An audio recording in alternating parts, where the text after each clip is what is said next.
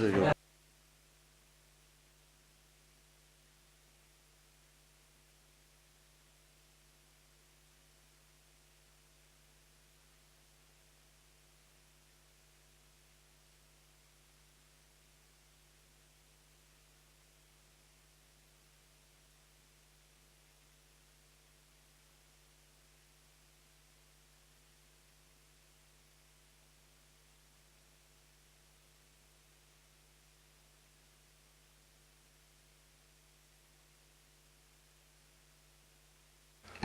Well, good evening everybody and welcome to Fylde Council Cabinet.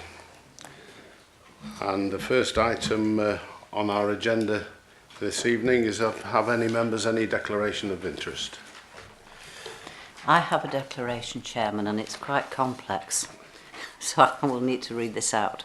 I wish to declare an interest in item 13, in which I have an interest as a member of the Fylde Trust, to which I was appointed by Fylde Council. As the financial position of the body with whom the interest arises is being discussed, our code also asks that when such an interest arises that I leave the room during the discussion, and will so do. That is a script I have been given by our monitoring officer, and I've read it word for word. Thank you for that. Can I ask for confirmation of the minutes of the Cabinet agenda on the 18th of September? Are we all happy with those? Okay, we all in favour? Thank you. And are there any urgent items? There are no urgent items, Chair. Thank you. I'll just sign the minutes. Thank you. Item 4 is the Policy Development Scrutiny Committee. And welcome Councillor Fabian Wilson.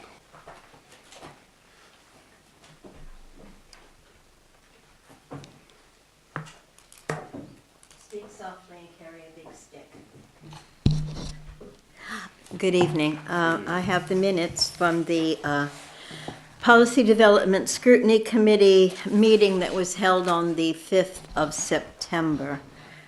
These minutes had not come to you as yet. At that meeting, we looked at the General Fund Budget Monitoring Report, which was the position at the end of the June 30th quarter. And that was discussed, and we asked that the current position and comments outlined in the report just be noted. We also received a report on the homelessness strategy and action plan for 2013 through 2018. We recommended that the homelessness review be endorsed and that the draft homelessness strategy and action plan be adopted. That the annual strategy action plan update be presented to the members of our committee every September throughout the life of the strategy so that we would be able to monitor that those actions were taking place. And we also recommended the adoption of the pilot policy to discharge the homelessness duty into the private rented sector and to update our committee again in the annual strategy action plan update. So we would get both of those in September. Brought to us also was the Revenues and Benefits Service, which at that time I know decisions had to be made quite quickly. And so I think a verbal response was made to this cabinet prior to these minutes coming to the cabinet, where our committee did recommend that the arrangements with Backwell Council be continued, and I understand that the Cabinet has followed through on that, agreeing with our recommendation. And that is it. Yes, I can confirm that, Councillor Wilson. Any comments or questions for Councillor Wilson? Councillor Buckley? Thank you. It's just on the Revenues and Benefits Service, because as we know, Blackpool undertake that work for us and we contract them to do so. And in extending that for a further 3-year period, I just want to seek reassurance from you that your committee will continue to monitor, as you have been doing, so that when we come to look at whether or not we're going to renew again in the future or consider other alternatives, we have reports from your committee. Absolutely. We will continue to monitor the joint working arrangement with Blackpool Council. It seemed at the time that it was the best option that we could do, especially when you consider all of the changes that were taking place with how revenue and benefits is being run and the new challenges. Having someone familiar with our council and our revenue and benefit system made it seem appropriate to continue. And the most cost-effective and efficient way. But we will, of course, monitor throughout the 3 years. Yes, I can confirm that, and with the changes that have been implemented, I've been particularly impressed with the performance, and so I thank you for that, Councillor Wilson. Any more comments? Yeah. Thank you, Chair. As we've heard, this report has come to your committee and has been developed following the homeless review, which included the adoption of a policy that allows local authorities to discharge the duty to the homeless household by securing accommodation in the private sector. It is to be noted and is shown by the figures that the Fylde housing team works extremely hard and closely strengthening working practices before residents actually reach this situation. So I am very happy to propose that the homeless review is endorsed and that the draft homeless strategy is adopted, and I'm happy for the annual strategy plan update to go back to your committee. And I recommend that the adoption of the pilot policy to discharge the homelessness duty and update the committee. Okay.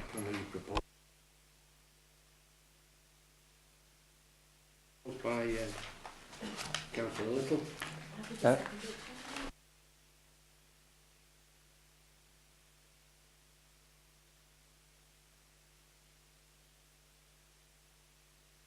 The Community Focused Scrutiny Committee recommendations on page 10. And good evening, Councillor Aykroyd.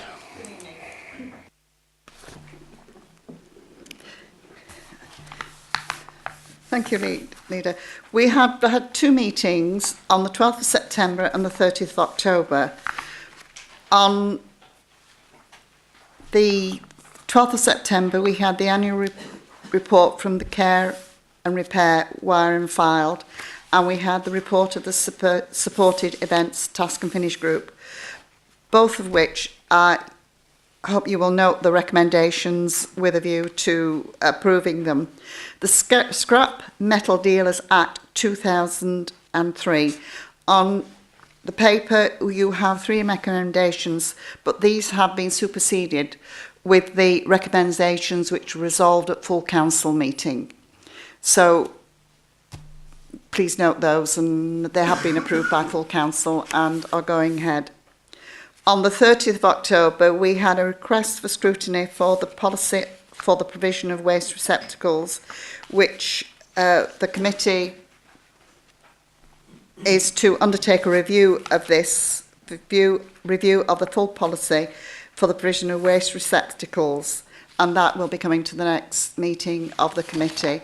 And we also had I hope you will approve the recommendations of the surveillance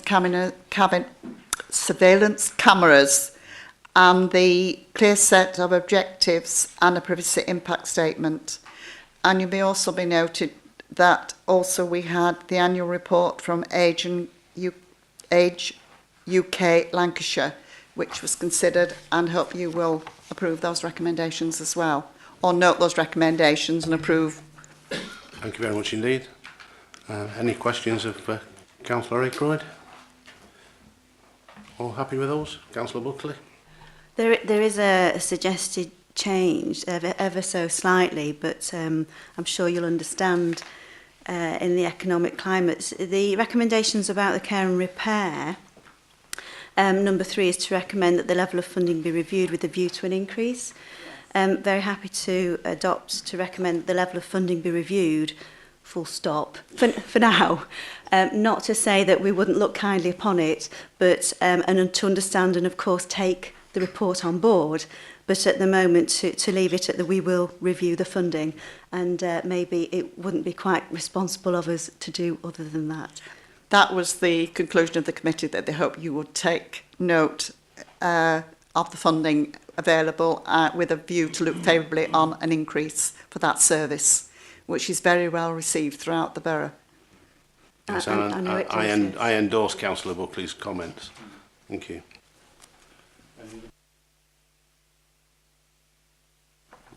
I'm very happy to propose this recommendation.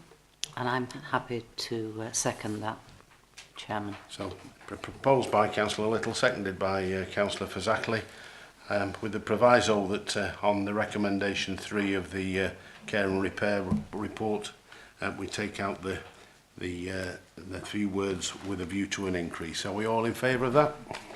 Thank you. Thank you very much indeed. Item 6 is on page 20 and is the financial forecast update. And good evening, Mr. O'Donoghue. Good evening, Chairman. Good evening, members. This report provides members with a mid-year update of the financial forecast for the 5 years commencing 2013-14. It includes updates in respect of revenue, capital and treasury management. And the recommendation in the report is that Cabinet recommends to Council to note the implications of this updated forecast. The same report is on the Council agenda for Monday night. So Cabinet are asked to note these implications and to recommend that Council also note the implications. If I may, I'll summarise the report and identify the salient points. In terms of revenue and the background to this forecast, at the Council meeting on the 4th of March, the budget for 13-14 and the medium-term financial forecast were agreed. Since the budget was set, there have been a number of changes, and this report updates the forecast to take account of those changes. Section 2 of the report identifies those, and I'll quickly take you through them. Obviously, since the budget was set, we've had the financial outturn for 2012-13, and this forecast in front of you is updated to reflect the outturn position. We've also undertaken another budget right-sizing exercise, which we've done for the last couple of years, which is to analyse underspends that the Council has had in previous years and to adjust budgets and to reduce those budgets into line with outturn variances. The Council has delivered a number of underspends over the last few years, so we continue to refine those budgets to reflect those underspends and to right-size budgets. Also, since outturn, there have been a couple of major consultations that have been issued by central government that are affecting all councils. And those are summarised within section 4.2 on page 23. Both of those consultations are in effect high-level risks to the council. And those are government grant support. During the summer, the DCLG issued a consultation paper entitled Local Government Finance Settlement 2014-15 and 15-16, in which it provided exemplifications of grant income for those 2 years. This forecast has been updated to reflect those grant reductions, which equate to 564,000 for this council, which is 15.2%. Those exemplifications also split the government grant funding into its 2 constituent parts, namely revenue support grant and business rates. And this forecast has been updated to reflect those. Secondly, during the summer, the government circulated a consultation document which proposed for 2015-16 to top-slice new homes bonus. in order to provide funding at a national level for local enterprise partnerships in the sum nationally of £400 million. There were a couple of options that were considered or presented in that consultation. One was a top slice that would affect this council to the tune of 35%, whereby the government would take an equal share from district councils and county councils at around about 35%. There was another option which would take 100% of county council new homes bonus, with the residual coming from district councils. That would equate to a 19% reduction for Fylde and other district councils. So this forecast has been updated to reflect those models. So those are two of the high-level financial risks that are identified in the report. The third one is localisation of business rates. The model for business rates has changed this year for the first time, and the new arrangements will have a significant effect on how business rates are divided up between local authorities in the country. Under the old scheme, the risk of any reduction in business rates was with central government, in that business rates that were collected were paid into a central pot and were then distributed out nationwide. Now there is an element of risk with local councils. If business rates fluctuate within the area, then the local authority suffers some of that risk. Conversely, if there is business growth, the local authority locally will gain the benefit of that growth. The forecast has been updated to reflect those changes. If I can quickly jump to Appendix A in terms of revenue, and just quickly take you through how the appendices work. Sorry, that's on page 36. Appendix A is the revenue forecast for the council that was approved at Budget Council in March. That showed that the council was budgeting to put into reserves in 12-13, which indeed we did at outturn. We were then budgeting to draw on reserves for the following 4 years, such that at the end of that 5-year period, we had reserves of £2.393 million. So that's the forecast that Budget Council approved. Appendix B sets out the general assumptions underlying the updated forecast. And then over the page on Appendix C, as well as those funding changes that have now been reflected, these are other changes that were reflected in the updated forecast. Significantly at point 2 in Appendix C is the outcome of the budget right-sizing exercise, which has shown some significant reductions in budgets across the council. The next section is updated assumptions about income, and there are further adjustments within there in respect of staffing costs, of accommodation costs, and updated assumptions about borrowing and about interest rate forecasts. Each of those variances that are shown in Appendix D are explained in Appendix C are explained in Appendix D. And then finally, in Appendix E and Appendix F, we have an updated forecast taking account of all those changes. Appendix E assumes a 19% reduction in new homes bonus from 15-16. And Appendix F shows an assumed 35% reduction. Both of those forecasts show that we are budgeting to put into reserves both this year and next year, and then draw out of reserves in the following 3 years. Appendix F shows that we would have reserves of just over £4 million at the end of 17-18, and Appendix E shows £4.8 million. Clearly there's a lot of assumptions and a lot of risks inherent within this forecast, and forecasting by its nature is more problematic the further into the future you get. So that's a whistle-stop tour of the revenue position. The report also provides an update on the capital programme and key areas of financial risk. So capital, it provides a brief update on treasury management, There is a half-year Treasury Management report which went to Audit Committee earlier this month and is also going to Council next week. That's a half-year update on the Treasury Management position and the Treasury Management indicators. And the report finally concludes that at this point the finances of the Council remain robust, but members must, however, remain cognizant of the risks that are detailed within this report. What I've highlighted tonight is those high-level risks. There are a number of other risks that are detailed in the report. I'm happy, Chairman, to take any questions. Well, I thank you for that, Mr. O'Donoghue, and quite clearly the devil is always in the detail, and whilst this is a forecast, I think when more information is forthcoming from government, these figures will obviously change. But at as a snapshot, at the present time, it is very, very, very useful. I have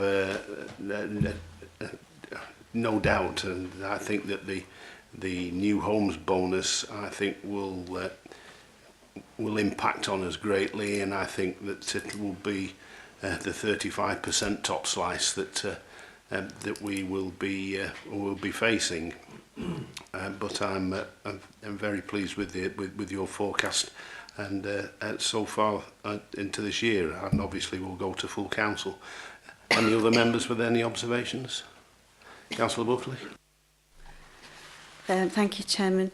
The Council's financial position is robust, and yet we're asked to note the risks ahead. I don't think we'll ever get you to say anything more positive than that, will we? No, in a word. I'd like to have a look at Appendix F, please, and just tease out this split now of the grants position, the funding position, which is being split out now from what's termed a government grant, and then moving forward that splits into business rates baseline funding. And if you can just explain that split and how those figures are calculated to increase or decrease as the years go on, please. Thanks. Yeah, certainly. The government grant position reflects, for 14-15 onwards, revenue support grant. So the government is now splitting the amount of grant that we get between revenue support grant and business rates baseline funding.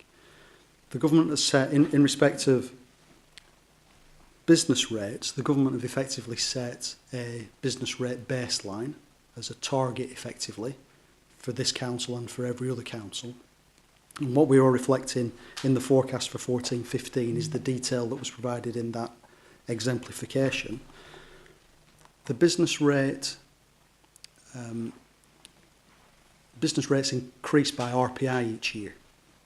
So the amount that businesses get is uplifted annually by RPI. What we are reflecting in the forecast is simply an RPI increase in respect of business rates. So effectively we are assuming at this early stage that business rate income will neither increase nor decrease other than for the effect of inflation. The other element, being the government grant, is revenue support grant. And that is the figure that is reducing effectively by approximately 30% each year. If you take the two figures in total, that's the 15.2% reduction. But the lion's share of that reduction is well, all of the reduction is coming out of revenue support grant. So what the exemplification the government have given us is simply for 14-15 and 15-16, which is the end of the spending review period. There's no exemplification beyond that. We have simply projected along the same trajectory for those future years at a reduction of around 30%. Okay. So there's significant uncertainty about those and the figure that's been given at the moment for 14-15 and 15-16, is that a global figure that we've then extrapolated those two figures from, or have they identified those figures separately? Those have been identified separately for Fylde. Separately? Yes. So it's quite clear then that the remainder of the RSG is the one that's coming down dramatically? Yes. And that the trend is much more performance-based So we get on our business rate baseline, we get on our new homes bonus. We're moving much more to a reward system and away from the grant system. Exactly, and that's been a very clear and very clearly explained by government that is the central thrust of the funding regime for local government based on those incentives. With certain safety nets Yes. involved, certainly in the business There's rates, but not in the new homes. No, in terms of business rates, there is a safety net at a 7.5% reduction. So if you fall below your baseline by 20%, your reduction is capped at 7.5%. In terms of new homes bonus, there is no such safety net, and my view is that new homes bonus is the most significant risk within our forecast, because we use it to support our revenue expenditure. And the announcement that came during the summer, which was proposing either a 19% or 35% reduction, came out of the blue. It was to support LEPs, which I guess we would support as long as they find the funding from elsewhere. So I guess that shows that funding stream is by no means certain. Yeah, thank you for that detail. I'm just very happy to propose that we note it and take this report to council, but please could we also minute thanks to Mr O'Donoghue and his team. As ever, it's a very well rehearsed and a clear position that he brings, and I know a lot of hard work goes behind it, so thank you. Yes, so proposed by Councillor Buckley, and I'm delighted to second that item, and I endorse the thanks to yourself and to your team for the excellent work that you've brought forward. And I think the explanations and the assumptions that you've made are spot on, because quite clearly performance will be the main factor with regards to our future, and rather than the grant aid that was just simply in the past. And so I'm delighted to second that. Are we all in favour? Thank you very much indeed. Thank you very much indeed again. Takes us to item 7, which is the homeless strategy and action plan for 2013-2018. Thank you, Leader. As we've previously mentioned, this has come to Cabinet to propose that Cabinet approves this report, and the homelessness review is endorsed, and that the draft homelessness strategy plan be adopted as previously mentioned. So that's what it's come for to Cabinet, it's for us to endorse it. Absolutely. And any observation? Sorry? Yeah, I'll take the opportunity, Mr Chairman, to second the proposal. I just hope we know the sentiment within the government's proposals. I just hope that the private sector come on board and appreciate what we're trying to achieve. Absolutely. Any other observations? Councillor Buckley? I'm a bit wary of the private sector coming on board with the rules as they are at the moment, in that there needs to be 12-month tenancies when the private sector landlords are used to operating 6-month tenancies. We'll have to wait and see. We will. What transpires, but certainly that's the fear, that they won't embrace it because they're asked to give 12-month tenancies. Mm. I think that's absolutely spot on, and we'll certainly have to wait and see what actually comes about. So item 7 is proposed by Councillor Little and seconded by Councillor Fylde. We're all in favour? Thank you very much indeed. Item 8 is the local plan progress, and is on page 89. And welcome, Mr Evans. Thank you, Chairman. Members.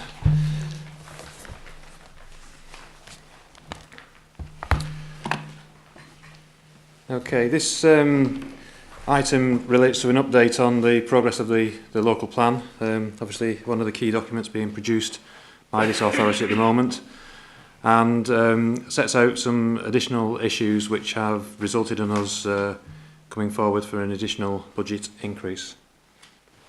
I think first of all we last considered the development plan and its resourcing back in September 2011. Since that time there's been a series of changes in legislation and national policy which have led to a change in the format, style and content of the development plan that is being produced for Fylde. One of the key things is that what was previously a core strategy has turned into a local plan, back to the old terminology really. But these documents are a more complicated and comprehensive setting out of development policy than a core strategy, which is a much higher level document and strategic document. We have sought to address the additional work that has placed on the team by extending some temporary staff contracts from within existing budgets over previous years. And I think that has been key to keeping the project broadly on track as we sit today. And that again, I think, is a compliment to staff that they've managed to do that within the existing resources. However, it's apparent that the process is becoming more onerous. We have had a series of challenges placed upon us since the last review. Key amongst those are the revocation of the regional strategy, which used to set a regional policy framework against which the core strategy was to complement. Now that the regional strategy is no more, the core strategy has to fill that policy gap. So things like a housing figure, which was previously laid down in the regional strategy, now has to be justified locally, and we have to come up with that evidence locally. So that is obviously additional work, an additional resource which is taken in arriving at that figure.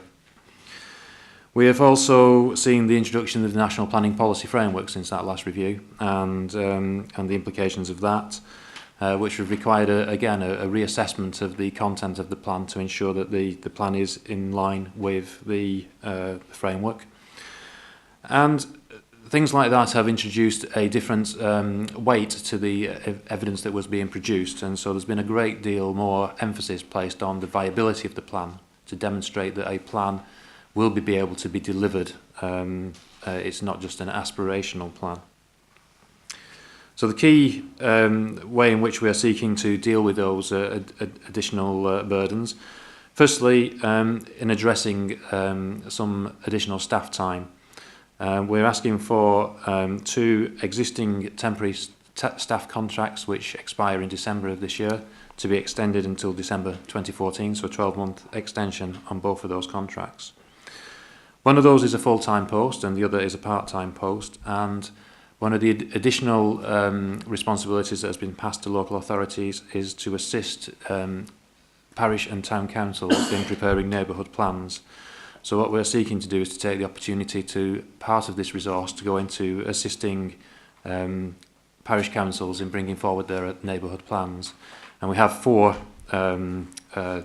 agreed neighbourhood planning areas which have now been declared, and those have brought with them some grant money from central government, and in a total of £20,000, which we are proposing to use to partly fund the proposals. The additional work that we will be required to do is to look at a new housing figure, as I've previously mentioned, to establish a gypsy and traveller accommodation assessment figure, again in the absence of the figure previously set down in the regional strategy, to look at public open space provision and to refresh our study into that area, to do additional viability work and appraisal work on the plan, to update our retail study, and to carry out additional sustainability appraisal work. Again, that is a legislative requirement. The financial implications are set out at the against the existing budget at the table 1, which is just after paragraph 37. And at paragraph 39, you can see the additional income that has been received from additional planning application fees which have been received, this financial year, which are over and above the original forecast.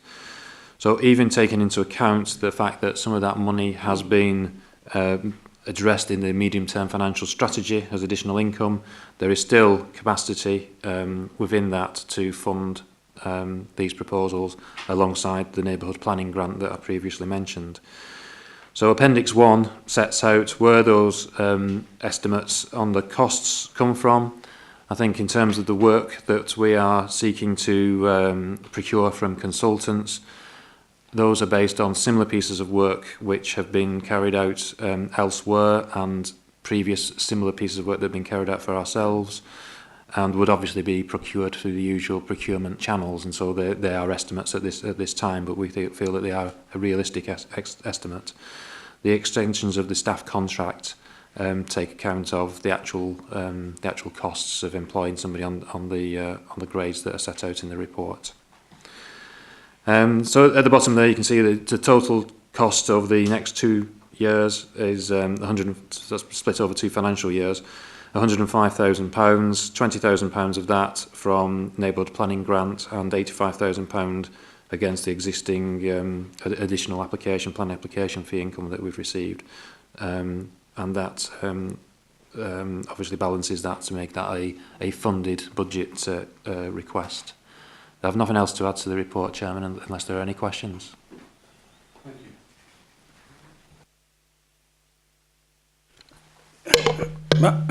Mark, you say about the refresh of the gypsy and traveller accommodation. Does that include travelling showmen, or is that a separate? Will we come back for a separate refresh on that? No, Chairman, through you, that includes the travelling show people as well. So yes, it will look at permanent residential sites, it will look at transit sites, it will look at travelling show people sites. So it will be quite a comprehensive piece of work. Just to add, it's a piece of work that is being procured jointly with Wyatt and Blackpool. Again, that allows us to look at the sub-regional issues that come out of this issue, because obviously travellers travel beyond the borough boundary.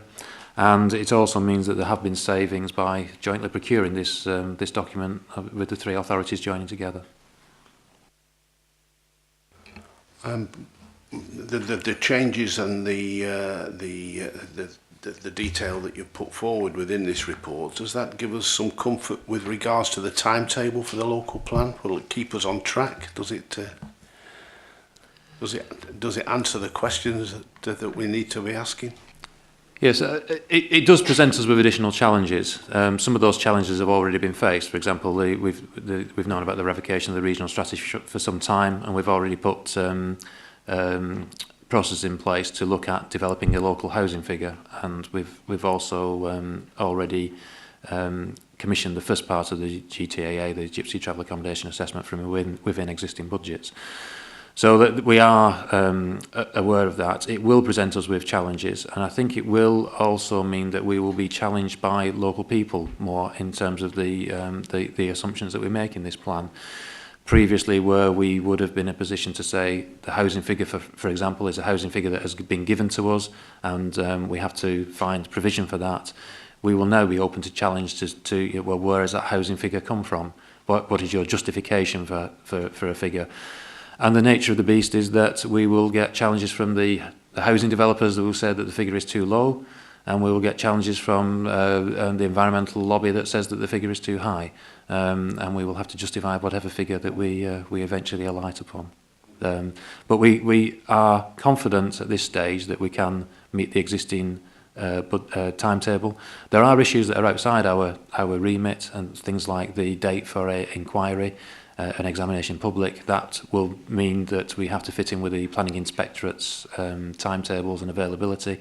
But we have made representations to government, and they have given us assurances that they will assist us all they can in a speedy agreement of a suitable slot for an examination.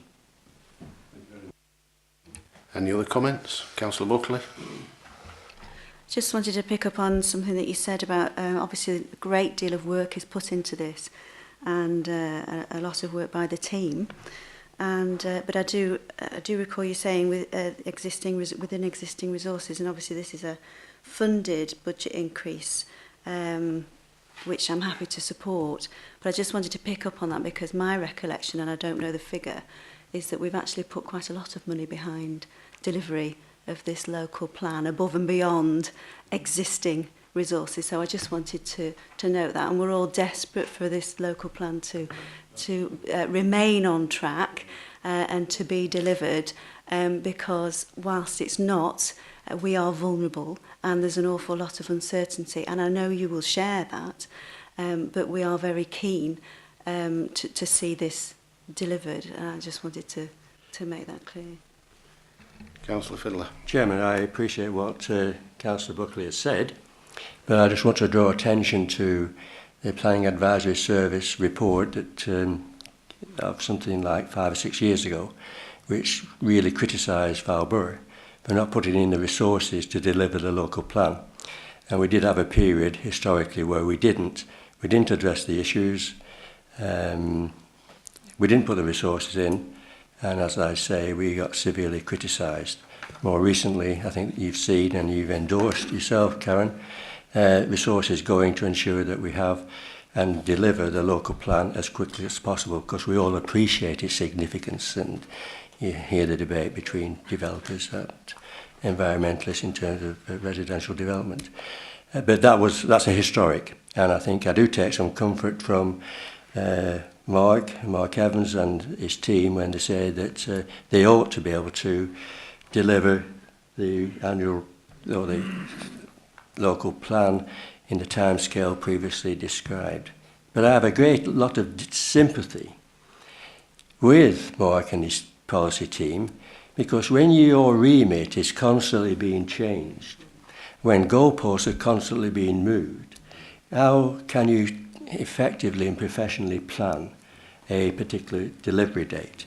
And I thank Mark and his team, because that frustration is there. I think he's highlighted the areas that have led to additional resources being required.